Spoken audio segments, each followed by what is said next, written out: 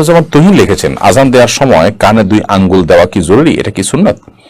আজান দেওয়ার সময় কানে 2 আঙ্গুল দেওয়া এটা জরুরি না, তবে এটা আজানের আদব এবং সুন্নাহ বলতে পারি, কারণ এর ফলে আওয়াজ বড় করা সহজ হয়।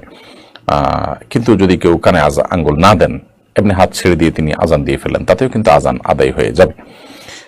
এরপরে রিয়া আক্তার আপনি লিখেছেন, আমার নাম রহিমা ইসলাম রিয়া, শুনেছি এ নাম রাখা জায়েজ নয়, আমার করণীয় কি?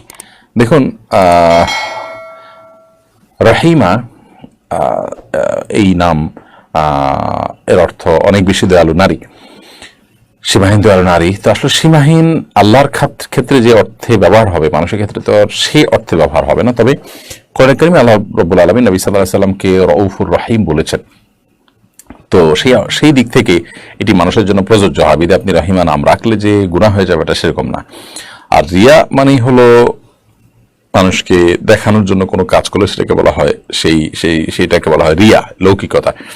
তো এছাড়াও রিয়া দেখানো, প্রদর্শনটা ভালো কাজের প্রদর্শন হতে পারে, আরো বিভিন্ন অর্থে হতে পারে। রিয়া মানেই যে শুধুমাত্র ওই ইবাদতে লোক দেখানো, সেটাই রিয়া, শুধু সেটা নয়, বরং লোক মানে দেখানো, এই দেখানোটা বিভিন্ন ক্ষেত্রেই হতে পারে। যদিও পরিভাষা রিয়া বলতে শুধু ওইটাই বোঝায়, কিন্তু শব্দের অর্থটা অন্য কোনো ক্ষেত্রেও ফিট হতে পারে।